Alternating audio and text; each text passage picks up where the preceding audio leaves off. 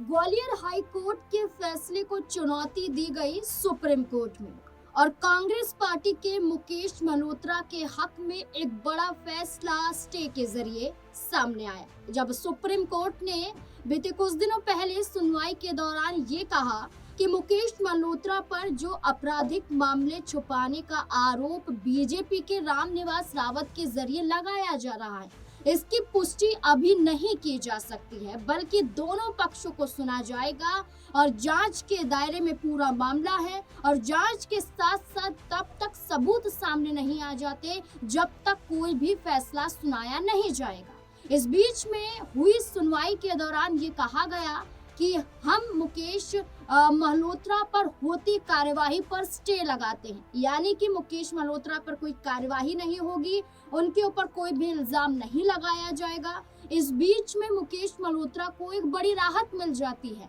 विधायक होने का जो सफर था वो अभी भी जारी है, अभी भी उनसे उनका विधायक पद नहीं छीना गया है। तो एक बड़ा झटका बीजेपी के रामनिवास रावत को है, झटका पूरे बीजेपी को है। रामनिवास रावत कांग्रेस छोड़कर बीजेपी में आए, वन मंत्री बना दिए जाते हैं, लेकिन चुनाव हार जाने के बाद, उपचुनाव हार जाने के बाद सीधे तौर पर ये मंत्रालय उनसे छीन लिया जाता है। इसके बाद टीस कहें या रामनिवास रावत का गुस्सा कहें या बौखलाहट कहें, सीधे तौर पर चले गए ग्वालियर हाई कोर्ट और याचिका दाखिल करते हैं मुकेश मल्होत्रा के खिलाफ कि अपने हलफनामे के दौरान उन्होंने आपराधिक मामलों को छुपाया था।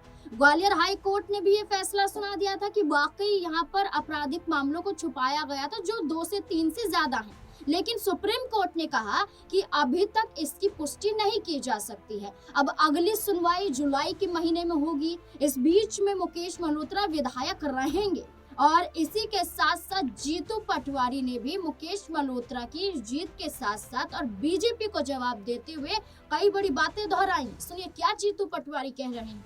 आज हम सबने आज अखबारों में खबर पढ़ी जिसमें विजयपुर का विधायक आज से 9 महीने पहले जनता ने चुना, वो आदिवासी था, सामान्य सीट थी, कांग्रेसियों ने जान लगा दी।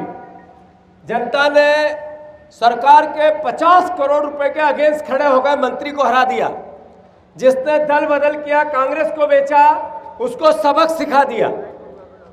पर भारतीय जनता पार्टी किसान विरोधी है, नरेंद्र मोदी दलित विरोधी है, मोहन यादव आदिवासी विरोधी है। भारतीय जनता पार्टी का मूल विचार आरक्षण विरोधी है।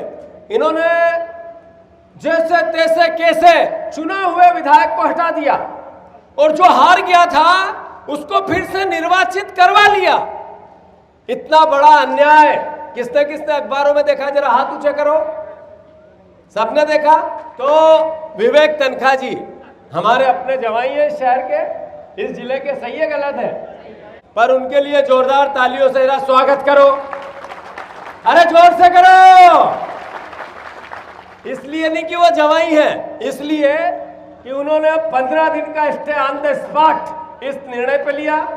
सुप्रीम कोर्ट में आज ही जब हम आप भाषण कर रहे हैं, उन्होंने एक याचिका लगा दी और सुप्रीम कोर्ट में आने वाले 2-3-4 दिन में फिर से मुकेश मल्होत्रा विधायक बनेगा, लोकतंत्र जीतेगा, संविधान जीतेगा। जीतू पटवारी ने साफ कर दिया कि कैसे बीजेपी षड्यंत्र के तहत कांग्रेस पार्टी के विधायक को यहां से हटाना चाहती थी। एक साधारण सी सीट और एक साधारण सा चेहरा चुनाव जीत जाता है तो ये हजम भारतीय जनता पार्टी को नहीं हो रहा है। देखिए मुकेश मल्होत्रा की जीत तो हो जाती है, कहीं ना कहीं आधी मानी जाए, लेकिन हो रही है क्योंकि विधायक वो अभी भी बने हुए हैं। लेकिन इस बीच में एक फैसला ये भी सामने आ जाता है कि विधायक होने के नाते वो अपना कोई भी दायित्व नहीं निभा पाएंगे, यानी कि विधायक होने के नाते वो अपना वोट नहीं डाल पाएंगे, कोई भी सुविधा विधायक होने के नाते उन्हें नहीं मिलेगी। यानी कि अभी आप नाम मात्र के हैं लेकिन विधायक जरूर हैं और यही बीजेपी को पच नहीं रहा है। देखना होगा कि अगली सुनवाई में क्या फैसला आता है, क्या पूरी तरह से मुकेश मल्होत्रा के हक में ये फैसला होगा या फिर नहीं। इस पूरे मुद्दे को लेकर आपको क्या लगता है, अपनी राय कमेंट सेक्शन में जरूर दें, क्योंकि ये माना जाता है कि रामनिवास रावत एक बड़ा चेहरा बीजेपी के लिए बन गए थे।